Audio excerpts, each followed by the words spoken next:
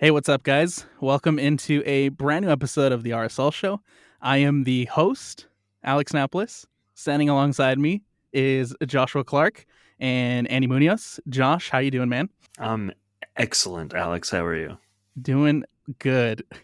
Andy, how are you doing? Doing pretty good, man. It's been a good stretch for Real Salt Lake. Everyone's happy online for the most part, so I'm good. I don't know why Josh is cranky though.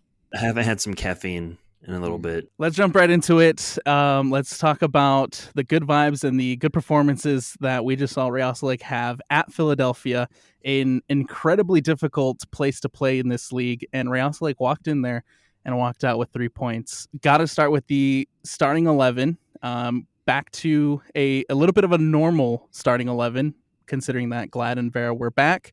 But just kind of looking at having those two guys back against a Philadelphia team, how did that make you guys feel, Josh?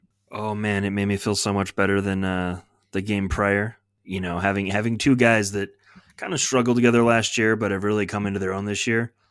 It really helps and gives you that confidence you need, right? So having them back against Philadelphia was a godsend, honestly. Like I don't know that the result would have been the same without those two and their leadership in the back. Looking at the rest of the defense, we have Hidalgo, who was back after taking some time on the bench, and Alex Catranis starting on the left, Zach McMath in goal. Looking at the rest of the starting 11, you have a McAnally and Brian Ojeda in the midfield. No changes there. Crooks gets the start. Gomez gets the start. The one change, if you will be Fidel Barajas on the left over an injured Diego Luna, and then, of course, Chicho Arango up top. Probably the strongest starting 11 this team could go have heading into Philadelphia. Yeah, and like you said, interchanging Fidel Barajas and Diego Luna, it's the strongest we've got. We went from talking, and I guess you could say there's not a lot of depth, but in ways we're seeing depth where a lot of these pieces can be shifted around and you're not really feeling like there's a big disconnect in having to play different positions. And with Barajas, man, I'm so impressed with him. And Nelly also. It's just the new pieces that we've added. So should someone be injured, we're making up for in having like a versatile Real Salt Lake where if we need to move pieces, it's not a problem. Like these guys can handle it. And there's also not the fear that we've had in the past years, like under the Deloy regime, that when these pieces move around, they stay, right? We don't get another winger back and move the guy back to where he's supposed to. We don't get a striker and move the guy back to where he's supposed to play. So I think that fear of guys getting pigeonholed into roles that they're not used to playing or maybe not the best at, that's kind of gone. Because if this was a Deloy leadership group, right, you'd be like, oh, I guess Oviedo's a center back the rest of the year, right? Like you would never feel comfortable that it's going to go back to normal. And I think for myself, and I don't want to speak for fans, but I think that fear has gone away. Like you're saying, it's not that old feeling where like, oh no, now we're going to have to put up with this. Someone playing in left back for the next season and trying to make it their prime position. We're seeing it, right? These guys can play different positions and just mesh well. Although to play devil's advocate here, and this is kind of a question that just came to my mind, would Damir Kreilach have been as an effective player or hero as he was for this club had he not gotten pigeonholed into the 9 like he did? I think it honestly could have gone either way, because even in that first season where Damir was here and he was playing alongside Kyle, he still had a pretty solid season. He still had a pretty decent season where I think he put up 7-10 goals, Sure. something along those lines. I'm not sure the exact number off the top of my head, but he still had a fairly productive season even in that role alongside Kyle Beckerman. And I think it only added once he had to be moved to the striker position. That's just something to think about, something to simmer on, Had he not had those couple good years where he was our only goal scorer, essentially, and, him just being himself, you wonder if he would have had the same long-lasting effect had he never been stuck up at striker. Go along those similar lines. Like Brian Vera was brought in as a left back to be a left back, and now we're having this conversation where we are glad that he was back for this game as our center back. Sure, but he also, if you looked at his player profile, he was also a center back, right? He could play both positions. So it's not like we took, a central midfielder, a Nick Beasler, and converted him into a permanent center back, right? So that one, like, yeah, he is playing slightly out of position, but it's still his position, and it's not something that's too abnormal. But you are correct, right? Like, he was supposed to be the left back, and now he's has anchored a spot in that back line alongside Justin Gladden. I think it has to be said that for a majority of that first half, Philadelphia was, for the most part, the better team. More chances, more opportunities. I think forced McMath into a couple of saves. Uh, I feel like in that first half, Rouse kind of sat back and absorbed the pressure and try to hit on a quick counter or along those lines against this Philadelphia team. Yeah, but it was kind of nice to see it work, because in the past that really hasn't worked for Real Salt Lake. In the past decade, it hasn't worked for Real Salt Lake, and I think us seeing that back line finally come together, that kind of thing can work now. That last year, had we done that in Philadelphia, we would have gotten smoked. And I think you can say the same about the midfield pairing of Anelli and Ojeda, right? Without those two meshing along with the back line, we would have had no chance. So them being able to stay solid, keep kind of a clean sheet. I mean, it's a clean sheet in the first half, but it's a big deal. It's a really big deal for this RSL side. A lot of that first half too, it got chippy. There was a lot of moments where Kai Wagner and Andres Gomez are going at it 1v1, and there was clearly some chippiness there from Wagner. There was moments where I can't remember if this was in the first half or the second half, but Vera and Glesnes going head to head, and there was that chippiness all game, and I want to bring that up and talk about that, because you go back to the Colorado game where it was incredibly chippy too. Colorado got under Real Salt Lake's skin, but I feel like this time around it was different, where Real Salt Lake did not allow them to get under their skin. Yeah, and if anything, we got under their skin. It was weird seeing Philadelphia fan reactions to this, because Philadelphia has never been a pretty soccer team, right? They're effective, but they're not pretty. And a big part of Philadelphia is being physical and chippy and aggressive.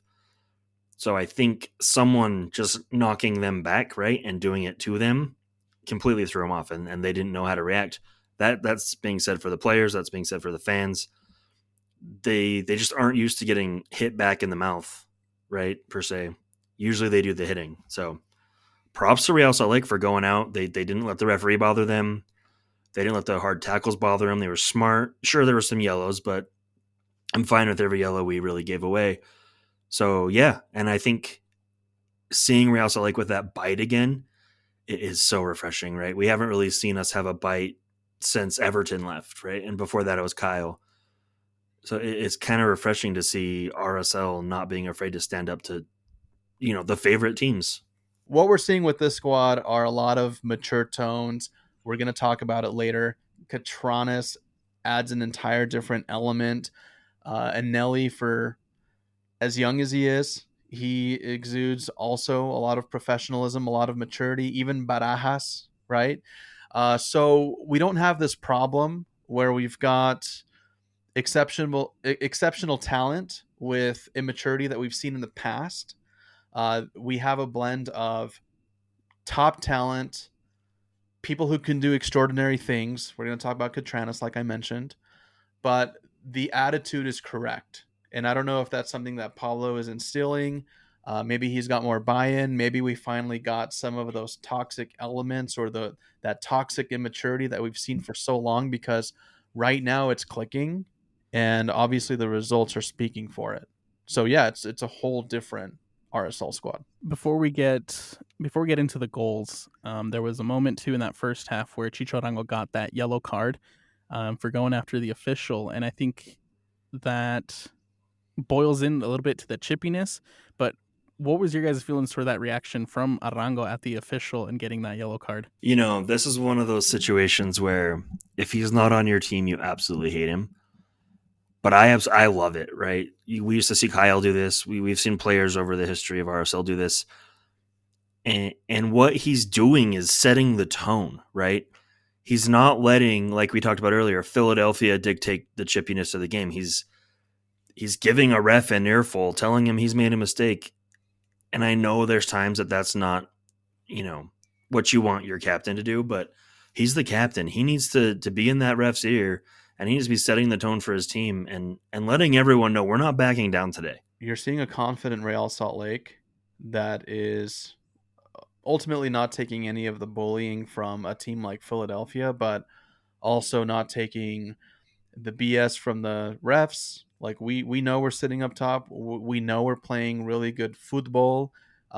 We can command that respect. We've earned it, and I think that's why we're seeing this entire attitude adjustment from Real Salt Lake. Because in the past, dude, the call went opposite us. We kind of accepted it. We got bullied. We kind of accepted it. We lose a big match. We kind of accept it.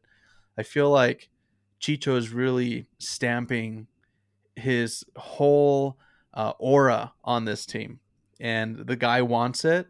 And I think that that's what overall that's why we're seeing such a big improvement in all areas, even like this reaction to the ref. I think he's got a big piece of it, and I love it. I'm here for it. Well, and you can see, and we talked about this when he came in last year, you can see the players around him absorb what he's doing and absorb his confidence and absorb his fire, right? Mm-hmm. It's not pushing his teammates away. Like, they're gravitating towards it. And that's huge from a leader. There's so much top talent around the league, right? And I was going to pose a question. Clearly, who wouldn't want Messi on their team? I think from development, I mean, that's a really hard one, right? Like, who wouldn't want to learn under Messi? Clearly, but the leadership qualities that you see from Chicho to a Messi, I think it's night and day. Chicho's affecting the whole squad. He's affecting the bottom line. Could you really say, and I'm being wholehearted in this, can you really say Messi is a leader, or is he just the best player in the world so people follow? I don't think he's a leader at all. I don't think he is He's just either. the best player. Yeah, I guess that's the point that I was making is he's not necessarily a leader. Like, it would be cool to have him on your team, but dude, the minute Messi's gone, Miami's gonna be back to nothing. Absolutely. He's a flash in the pan. And Chicho, let's hope he stays here for a long time. But if he were to leave and he leaves that fire, that flame, that command for excellence, that's stuff that's gonna stick around the club for a while. Right. And you hope Diego Luna is learning from him, right? You hope Fidel Barajas is learning from him, Amekanelli. And I think they all are. They're learning how to be professionals, and they're learning how to play with that fire. And you can see it on the field. There is no reason Amekanelli should be one of our best players. At this point, he's a player that if we drop him, you're concerned, right? And yeah, a lot of that goes to Ameka's credit, right? And Ellie has to be the one playing and putting the effort in. But if you don't have the confidence of your captain and the support of your captain and the fire from your captain, does he have that much success? And on the flip side, now that Chicho is more comfortable with the midfield behind him, he's more comfortable with the back line, they're performing, that frees up Chicho to do more Chicho things. And I think just that comfortability is ultimately what leads to that first goal, because Chicho drops back into space to find that ball. He doesn't stick up at the top. He's not floating around the back line, the Philadelphia back line, but he ultimately drops back into the midfield, begs for the ball, carries the ball 20, 30 yards, and then leaves off this beautiful no-look pass to Andres Gomez off the wing, and then Gomez just has to get a shot off. Blake got a hand on it, probably could have done better, but regardless, Real Salt Lake's up 1-0 thanks to a beautiful no-look pass from Chicho Arango. And let's give Gomez credit too. He hit the hell out of that ball. You know what I mean? Mm-hmm. Yeah. And this is why, like, you can almost never be mad at an attempt on goal, because these things happen, right? You hit that ball hard enough, the goalkeeper is slightly out of position or slightly unexpecting it, you're gonna have a chance at it getting past him, whether it be a mistake or a beautiful shot, right? And yeah, he did get a hand on it, and it took a wild, deflection into the air and went back behind Blake. But if he's not taking that attempt, that goal is never possible. So you miss 100% of the shots you don't take. That sounded ridiculous. Anyway, Yeah. Credit to Gomez for making that run, right? Chicho for the pass, and then Gomez for just hitting the ball as hard as he can at the goal. And that's all you can hope for. I believe apologies are in order for Andres Gomez. I'm not there yet. I need a couple more performances. I'm very proud of him, and he's making me very happy. But I'm always about consistency. So get me some more, buddy, and then I'll apologize for being a little hard on you. Yeah. Yeah, yeah. You can't wash away all the bad with one good deed. You know what I mean? Consistency is going to be huge for him, because it's been since the Galaxy, the LAFC game where he scored the two and then kind of fizzled out a little bit. And I mean, between the last week and this week, Gomez has put in some pretty good shifts and some really good performances. Very impressed with what I saw from him in Chicago, and again, he impressed me a lot against Philadelphia, especially going up against Kai Wagner, who in my opinion is one of the better left backs in this league. For sure. But now I need to see him do it at home Yeah. against SKC. If he can make them look silly, I'll be singing all your good graces. Heading into the break at Philadelphia, all ahead at 1-0. What's the feelings at halftime? We feeling good? What are we taking into that half? I was feeling pretty great. I was a little shocked, me being me. Didn't expect us to be having a lead going into half. But this game never felt out of reach. So I wasn't totally surprised after watching the first half. So yeah, I was pumped, and I did think we would get a result, whether that be a draw or a win. I didn't think a result was far off. Yeah, it's 50-50 for me. The same with Josh.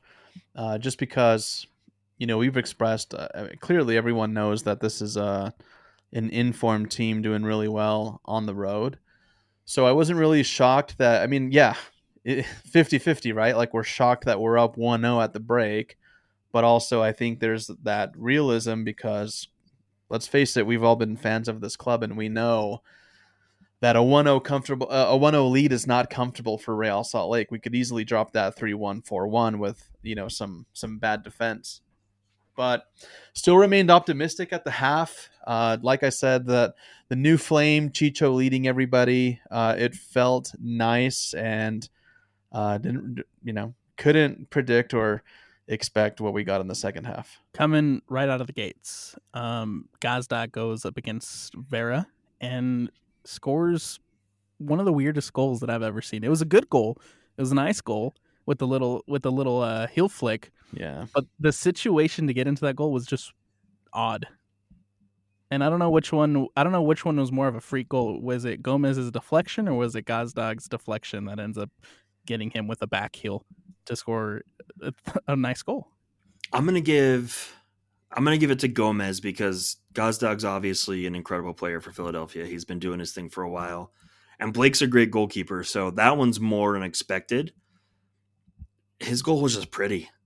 It was weird and pretty, and it's one of those that it happens and you're just like, dang. Like I want to be mad, but I can't be because that was unexpected, and I honestly don't really know if anything could have been done to prevent that. Really, that was just one of those moments of magic you see from a good striker from time to time. A lot of hands go up in the box right from Real Salt Lake trying to get the offside call. I get where they're coming from because by that time the play's over, but it almost seems like a lot of them are making that judgment call because if you go back and watch the goal in real time before even Gazdag gets the heel flick, the ball's still bouncing around like near the penalty area just within the box, and you've already got 2 to 3 defenders throwing up their arms up, including McMath. And one of the fundamentals, I don't even have to say it, like you play the whistle, or you know what I mean. Mm-hmm. Go back and watch it if you guys have any doubts. Before Gazdag is even up off the ground, there's hands in the air trying to get that offside. It's just not a good look. It's a weak goal. Is it a beautiful flick? Yes. It's just because of the poor defending, the poor marking. So Yeah, and at this point, throwing your hand up in the air for offside, you don't need to do it anymore. You have VAR. It's unnecessary. Just play right. until you hear the whistle. We Yeah. got every team's got to get away from throwing your hand up when you think someone else is offside. Yeah. It's just not a thing you got to worry about anymore. Yeah, it makes no sense. So, I saw it a few times across the league. Even with I think one of Messi's goals, I think they try to call him offside, and you're right, man. With that perspective, we've got VAR, we've got people reviewing it. Even if it does play on and they are offside, they'll probably do the right thing and call it back.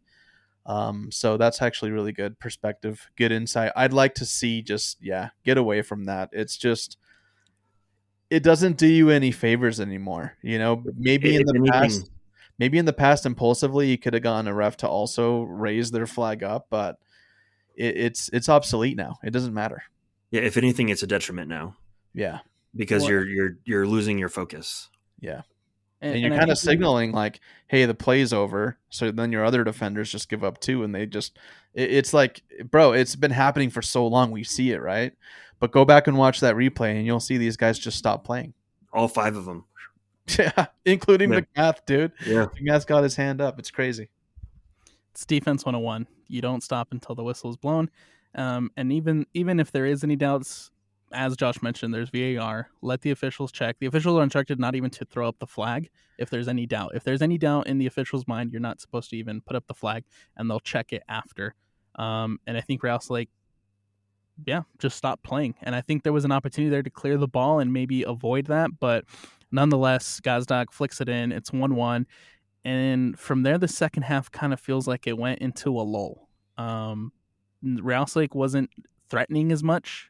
Philadelphia had a couple of good opportunities here and there, but it just kind of hit a wall up until that late free kick to set up Catranis off a clearance to score one of the greatest goals we'll ever see in this league.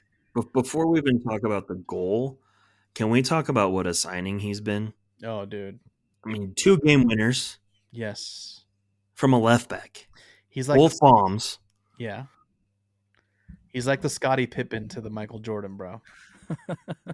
Yeah, but like a defensive Scottie Pippen, right? Like but the way we've used him, right? We've used him so much in the attack, and he's a hard-nosed defender, and he'll get chippy. He's the exact kind of player we need, right? He's not afraid of a tackle. He's not afraid of a shot. He seems to be very humble. I'm just a huge fan. I think even outside from, the 2 winners, obviously they're huge and they're great, but winners aside, goals aside, Catranis has cemented himself as, in my opinion, the best Real Lake defender.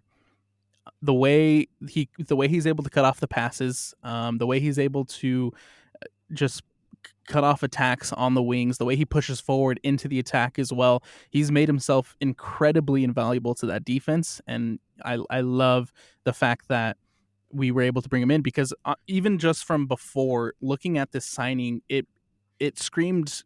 And it's funny that we're playing Philadelphia because this move screamed Kai Wagner to me. It's a guy who's playing in lower. In the case of Wagner, he was playing in the 2nd division of Germany, came over to MLS and became one of the best defenders in the league. And when Catranis came over from the Polish league, watching his film, it just reminded me of Wagner. And I was like, this guy can be incredibly, incredibly good for us. And so far, he's turning out to do just that. How many games, and I know this is me getting very ahead of myself, but how many games until he becomes the best left back we've had? Because right now, I think Chris Wingert has that mantle. Yeah. And that's really just on tenure, right? So how long until we're like, dang, like this might be the best left back we've ever had? Get us 3 more goals and take us to like a Western Conference final. You've got the title. It's yours. So Yeah, the bar's low. The bar's really low, bro. I mean, we're talking about Chris Wingert, bro. Yeah, and we've really never had left backs that are out and out like killers, right? We've always just had guys that are okay at it. So we always just kind of throw people into that position. yeah, who has the best fitness, who can get up and down the field the most and whip some crosses in. Can you imagine like Catranis and Herrera though? Like Herrera a couple of years ago? Bro, I know, man. Let's get him back. I know we missed him for a while. Do we still miss him? Are we keeping tabs on Herrera? He's got a sweet little mullet now, right? Yeah, he's looking great. I could take him back as a right back any day. I think for me and for this group, it's Bodie Hidalgo at me for right back. Yeah. But you're telling me you wouldn't take Aaron Herrera over Bodie Hidalgo at right back right now? Right now, with how they're playing, I'd take Bodie. Wow. I've been impressed. I've been very impressed with Hidalgo this year. Yeah, I've been incredibly impressed with Bodie this year. Dude. All right. Hey, we're doing like a video podcast. Can I just point out real quick? Look how shiny Alex's hair is, dude. You got that Pantene Pro V in there. Yeah, dude, your hair looks great. Holy smokes, dude. Okay, now I get it. People used to say I had a mop, and now I get it because I never understood it. But Alex literally has a mop, dude. It looks good.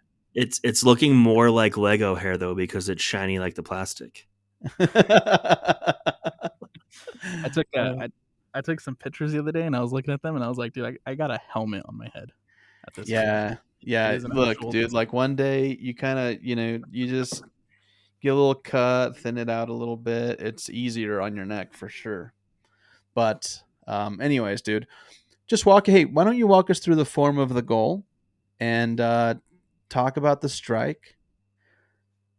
Just walk us through that moment, because did we really think that was going to go in? Actually, did we even anticipate that shot? Because I didn't. No, I did not anticipate a shot at all. No, dude. No. So basically, how this comes about is Michael Chang steps over the ball for a free kick over on the right side of the field, crosses it into the box. Glesnes rises up, headers it out, lands at Catranis, and all Catranis has to do is settle it on the first touch. And with his second touch, he just volleys it towards goal, and it lobs over Andre Blake and ends up in the back of the net from about, I don't know, 30, 40 yards out. Just a beauty. I was screaming. I Picked loved up it. the side netting on it too, huh? Oh yeah, dude. There was no Beautiful way place. for him to be there, man. It was like, if we can't even see it coming on the screen, like there's no way that the goalkeeper was even also. I mean, yeah, they dive stretched out, but dude, like that ball was just long gone. Beautiful strike.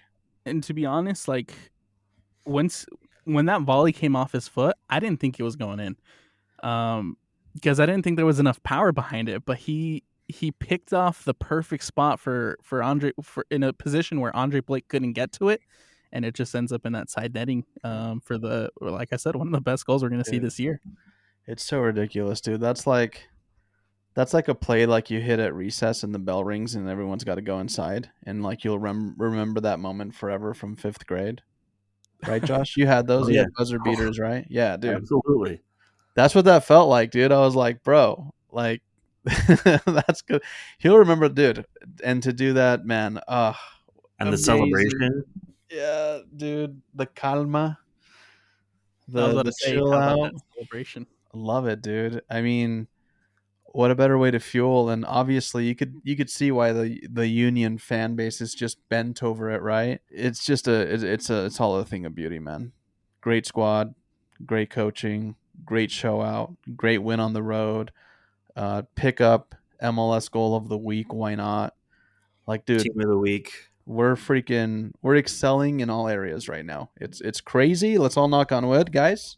If you're listening to this, listeners too, if you got, I don't think cars have like wood decks anymore, but if your car does, or if you're driving like a 1978 something, just knock on that wood. Let's keep it healthy and uncursed. That leaves Real Salt Lake with 3 points after the Philly game, and that leaves Real Salt Lake at the top of the Western Conference table, tied with LA Galaxy on points. Only ahead on goal differential at the moment, but we have an interesting situation coming up here in the next 2 weeks. You know what's crazy though? I'm going to harken back to something you just said. We are ahead of someone in a tiebreaker on goal differential. Yes. Just let that sink in. Let it sink in. Mm-hmm. I can't remember the last time Real Salt Lake actually had a positive goal differential. I'd have to ask Trey. I don't know. Because last year at least, they were fighting for, like, in that middle of the summer part when they were fighting for 3rd and 4th place. The only reason why we were getting lower was because of the goal differential. We were at one of the top teams. However, we did not have the goal differential to go along with it. Now it was horrible. Yes, now we do, and it's a breath of fresh air. Because, like I said, I can't remember the last time we had positive goal differential. I'm telling you, man, we hit something. Something did a timeline shift where everything was going wrong. And I guess, granted, a lot of things are going wrong right now, but whatever this timeline shift was, like, we're all of a sudden in like we're on the latter side of like 2008, 2009, dude. I'd be more akin to say like 2011 to 2013 ish. Because 2009, like, we snuck in, yeah, we won the championship, we snuck in, but those latter years leading up to Champions League and Open Cup and the second MLS Cup appearance, this was more like RSL. Yes. Okay. All right. I could agree with that. But I'm just telling you, dude. Like I I just bought tickets to Pitbull, dude. Which, by the way, is going to be a freaking amazing concert, dude.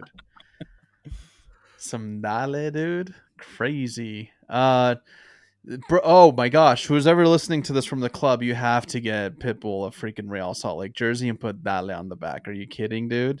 He's got to perform with that, dude. Anyway, Yeah. yeah, no, it's just it's a lot. It's fun. It's fun to be a freaking Real Salt Lake fan. It's fun to be a Major League Soccer fan. If you didn't see, the league pass now is $60, which actually I can speak freely on this topic now. I don't like I love what the Apple TV and MLS has done, but this whole paywall of $100 and all that crap, I It don't like sucks. it. It sucks, dude. And honestly, frankly, I haven't purchased it. I find ways to watch the games. Um, but now it's been dropped and reduced to $60 for those people who have been like me, who have been holding out.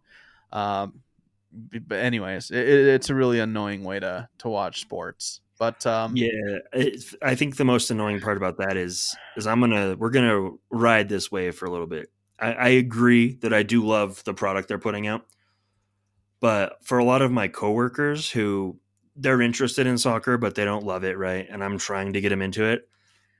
they can't justify the Paying cost. They can't justify it. Why No, would they pay for Apple TV and then a subscription on top of it to maybe watch a couple games, right? It's not feasible for a lot of people. no, dude. And if you have literally people doing a weekly podcast for the last however many years we've been doing this, if I won't even purchase it, and like I can afford it, dude, but I don't want to buy the damn thing. That says something right there. And so I Hmm. find other means and other ways to watch the matches. Or there have been a few matches where I'm like, nah, I'm not tuning in. And I'll just watch the highlights on YouTube. They're going to be there for us. So something needs to change. We need to advocate for that change. And, maybe this is a sign. There's a lot of positive things changing. This is probably why I brought it up. Hey, it's not $100 anymore. It's $60. And maybe it's a sign that it's just going to go away. Maybe. Or, they could do something where, like, if you are subscribed, but you want someone to check out a game, you can give them, like, a free weekend or something. They've done a few of those. But, like, really make it known, because I've never gotten an email saying, like, hey, invite a friend for a free weekend trial. They've You know what I done mean? they've done like free select matches that'll play, like the matches that they feel like would bring a lot of eyes or would be beneficial to watch. Sure. There is But a that's discount select where matches. Yeah, there's a discount if you have like Apple TV. You can get a certain percentage off the cost.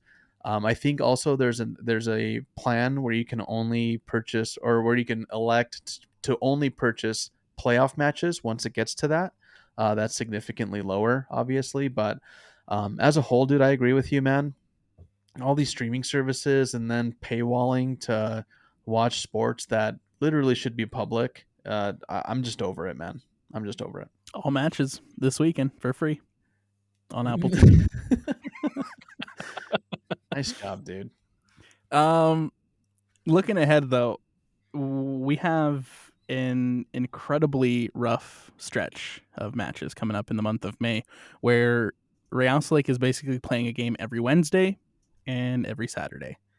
Because Saturday we welcome in Sporting Kansas City to America First Field, and then they head to New Mexico for an Open Cup play on the 8th. We go to the Galaxy on the 11th. Welcome in Seattle on the 15th. Welcome in Colorado on the 18th. If Real Salt Lake beats New Mexico, which they should, they will head to an Open Cup game that Wednesday. They'll have Dallas on Saturday, the 25th, and then they'll end with a Wednesday trip to Seattle on the 29th. That is a game every Wednesday and Saturday of the month of May. It's a meat grinder. And this is where my concern about who's backing up Chicho Arango comes in. We don't want to say it, but we can almost count on some injury from somewhere, some position to affect the squad. It's Or not tired legs. anything at this point. So So hopefully they're I'm working gonna on reinforcements. that they wouldn't get here in time, right? The summer window doesn't open till July, so Yeah. but But here's my thing. I'm gonna roll back on some things I've said in the past about the Open Cup. Usually I'm gung ho and want full strength squads into the Open Cup. I'm feeling pretty opposite about it this year. I hope we Really? send the B team. Let's flop I hope- out of it. Let's flop out of it. We have. Yeah. What's the closest? What matters the most? Oh, Alex is saying no. Okay. No, All right, hear me out, Alex. hear me out. We got a whole Leagues Cup or whatever the hell they call it now in July. That gets you into CONCACAF. And this is the closest that we've been, I feel, this early on to doing really well in the playoffs. Yeah, let's stick with what's working for now and not destroy our squad playing New Mexico United. Yeah, why send Chicho out and pull a hamstring against some team Well- that does not matter? I will agree with you guys on that. I will agree with you guys on But you were throwing your hands up aggressively, Alex. So just spit Listen. it out. Why do you care about the whatever cup he just met? It's the U.S. Open Cup. Why do you care? we don't necessarily leave the A team against New Mexico, but we are 4 games away from a championship in the Open Cup. We're already coming in at the round of 13. There's only 8 other MLS teams. This is the perfect year to go out and win it. The path is so easy, and it's Dude. right there in front of our faces. The path was easy last year too, though. And Do you look what guys- happened. Do you guys really care about a U.S. Open Cup trophy? I'd be pumped, not gonna lie to you. All right. It's Okay, well, Alex, I'm fine. As long as we focus on MLS, don't go Okay. too crazy against New Mexico. There you go. As we work in to the latter stages, yes, of course, my mind will change. But starting off against New Mexico, let's see a strong lineup against SKC. Let's get a Yes. win at home. Let's protect our field. Let's get the fortress back. I don't want to lose to another rival at home this year. I can't handle it. My heart can't handle it. I'll die. Okay. wow. Well, this is a perfect. Then we can go to New Mexico and whoever's going to play striker will play striker. Maybe it'll be Gozo. Who knows? Maybe it'll be McMath. Whatever. And then we go play the Galaxy. Get rid of that tough game. Let's go get a win there. And then the rest of the MLS teams we play in that next little bit of the stretch aren't as dangerous, right? We got to get past the Galaxy, and then we can decide to shift our focus. I'll concede there. There you go. That's where I was going. Why do you guys like the U.S. Open Cup? Why do you guys want a trophy? It's an easy trophy. It's a trophy. The trophy's a trophy. Trophy's trophy. It's an easy trophy, is all I heard. Okay. Trophy's a trophy. An easy trophy we never won. Let's get one. Yeah, there you go. All right. I mean, I feel it, like, because we didn't care about the last stretch until, you know, we heard what would happen if like Messi was to advance and like play here, right? So, was that U.S. Open Cup? Yes. All right. Yes, yeah. and the fan base jinxed us because everybody was focused on Messi and Inter Miami coming to Utah that we forgot about Houston. Yeah. Who jinxed it specifically? Do you think? Who was talking about it the most? Just about Juan everybody on Andrés social Munoz. Me? No, I didn't care about that, dude. All right, let's move on. All right, U.S. Open Cup. If you guys care about that, we should put a poll out. Alex, at some point, will you put a poll out asking I can do that. if people actually care about that? Because I would say it'd probably go like 50-50 or close to that. Yeah, you're probably right. No one cares, dude. Like, okay, Houston won it. So what, dude? Like, cool. That's all. That's their claim to fame, dude. That's But the if you got- coolest thing they've done in a minute. That's it. But if you And it's go on not even win that it- cool. It's not even that cool, dude. Who cares that you won the U.S. Open Cup? But if you go out and win it, No, it's get cash. dude. I don't care, dude. That You get I don't cash. care if that tournament dies. I don't care, dude. You get a cup, So and you what? set yourself up for Champions Cup play next year. I'll catch a lot of flack with this. I can hear Jake Simons right now already. What would Jake say, Josh? No, it's a trophy. You gotta care about it. Right? It's the oldest cup competition in America. Yeah. That's who I'm gonna attract with these comments. Yeah, I know. I'm gonna get Euro the snob. traditional. That's who you're gonna get. Yeah, No, MLS snobs. Yeah, MLS yeah, snobs. yeah. It's the oldest standing trophy. Anyway, Dunny's gonna get you, man. dude, that's the only person I fear, bro. Like, I know. that's the only person I'm afraid of. And he's so nice to me, but I'm afraid of him. It was the nutmeg, wasn't it? Something, dude. SKC at home on Saturday. Dude, SKC, the most insufferable freaking fan base, the most insufferable content creators. Like, You guys dude, go into I hate The worst everything about. barbecue. I hate everything about Kansas City. It's the worst city, literally. I'm not even like, it's not a bit, dude. That place is so boring. You see the downtown in like 8 minutes. It's dirty. The food is horrible. Their stadium's not even that cool. I went to their mall that had like a dinosaur museum. Dude, I was there for a week, bro. I felt like I was in prison for 50 years, dude. It was like the longest stretch of time. And what I did to kill time in Kansas City, the week that I went involuntarily because it was for work, I went and watched a movie every single night because the time just dragged and dragged and dragged and dragged. And I tried the restaurants and I tried the barbecue and I was like, whatever, dude, this stuff is mid. Worst time. I hope I never go back. There's nothing good about that city. Nothing good about its fan base. The soccer team used to be good. The Blue Hell, kind of cool, but literally, like, I couldn't care for them at all. Honestly, I had such a miserable time in Kansas City. I don't even want to go to St. Louis because to me, they're the same. It sucks, dude. It sucks. There's nothing there. Didn't your sister live there, Alex? She did.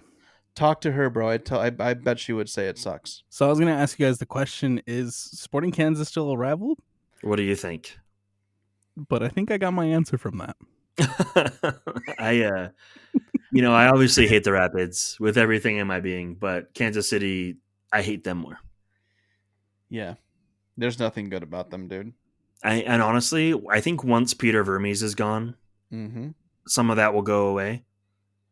But, and they have the St. Louis rivalry to worry about now. But yeah, the Baby Blue in 2013 and all the stuff leading up to it.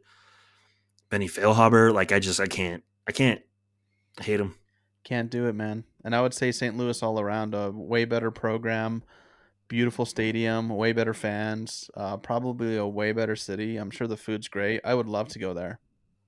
Let's go. Next year, let's go to St. Louis. Yeah, let's do it. They're the only club worth visiting. In Kansas City. Oh, wait. In that area, wherever. Yeah, whatever. Missouri. It's all the same to me. All right, Ned, who cares about this club? All right, go ahead. The good news about Kansas City coming to Utah on Saturday is the fact that they're coming into this one limping. They have yet to. They didn't win a game all of April. They walked out with the 3-3 draw against Portland, lost 3-2 to Miami, tied 3-3 to St. Louis, and lost 2-1 to Minnesota. A winless April for Sporting Kansas City. They come into this one limping. Real Salt Lake in hot fire form. Let's dive into some predictions. That's a trap game, man. It is a trap game. That's the shitty part, dude, is we can say all these negative things and how everything sucks about that program and everyone involved. But the fact is they'll probably win. They'll probably win. They sucked last year, and didn't they come in and beat us when they were sucking? They did. And it might be like a 2-0. A stupid red card, right? Yep.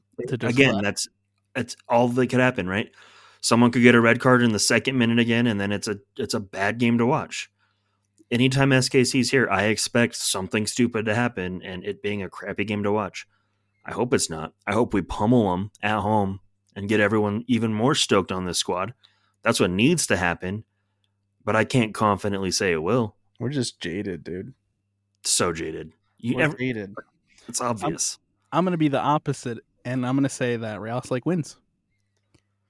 Again, I don't think this. I think the Sporting Kansas side is worse than it was last year. If I'm being honest. But those are the teams that we lose to, Alex. Well, you welcome in a team like that to those are the teams that we lose to, Alex. Those are the situations we lose in, Alex. You beat them, and those then are you like have the the hitchhikers. to go on Those a are good the stretch hitchhikers. at home. Those are the hitchhikers you pick up and they murder you. That's it. That's all it is. Y'all are haters. Yeah, that's the salesman you let in to use your restroom and he blows it up and leaves you an upper decker, okay? It's not what we want.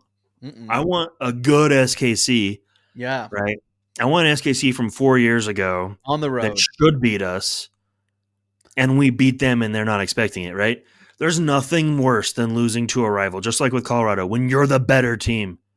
It's horrible. It's a trap game. It's a trap game, Alex. So we got 2 trap games and a win. I'm not saying we lose. I'm just saying it's a trap game, and I'm scared. And it sucks. This sucks. This is the worst spot to be in because we're super positive, and then SKC is going to come here and just beat us. and next week we are all down and talking about how we hate everyone on the team and Pablo needs to go. Yeah, but you know what I mean. Like we've done it's one of this. those games that if it doesn't go our way, our mood shifts entirely and it's back to being grumpy. We've been here before many times, Alex, if you can't tell. I will say that I think a lot of it depends on how Real Salt Lake decides to come out in this one. Yeah, I'm talking about rotations. Because of that Open Cup game on Wednesday. That's what I mean. It's a strong lineup. Let's go.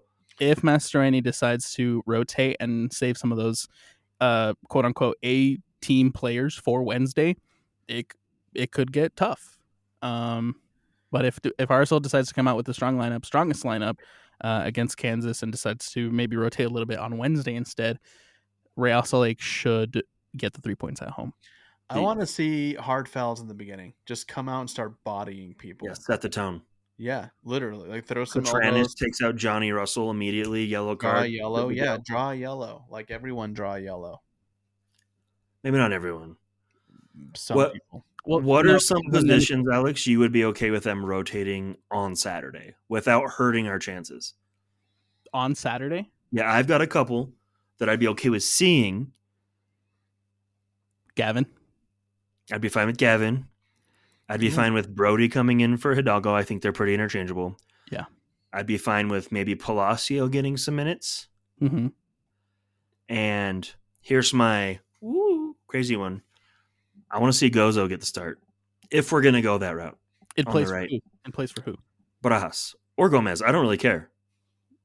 Because I don't believe that makes us weaker in a lot of ways. So you're saying... Sorry, go ahead. You're saying mix it up a little bit. I'm saying if they do, this is the level of mixing it up I'm comfortable with. Gotcha. See, and I would be comfortable with that against the New Mexico on Wednesday. Dude, I'd be comfortable with sending out Thomas Gomez and Quentin Spencer and Eric Holt while injured. And I'd be comfortable with Real Salt Lake withdrawing from the U.S. Open Cup. So stupid. It's gonna bite us, bro. Like it's gonna bite us. Maybe not that match, but if we progress, dude, like Chicho's gonna get hurt playing in the U.S. Open Cup, like season ender. Okay, but like here's the other question: if Chicho doesn't start against New Mexico, who starts in his place? Not Julio. I'm not saying Julio. Matthew Bell. He's unavailable. He's on loan with the Monarchs. Okay. I'm pretty sure for that one they can bring him up. I thought you couldn't bring him up for Open Cup. I'd have to look into that. Well, let's wrap this up. We're getting senile here. All right, guys. Any final thoughts? Any last things you want to? Trap game. Trap. It's a trap game. Trap. It's a trap, dude. We're gonna win it, but it's a trap. Admiral Akbar said it best. I'd like May the 4th. I'd like to see a 1, but it's a trap.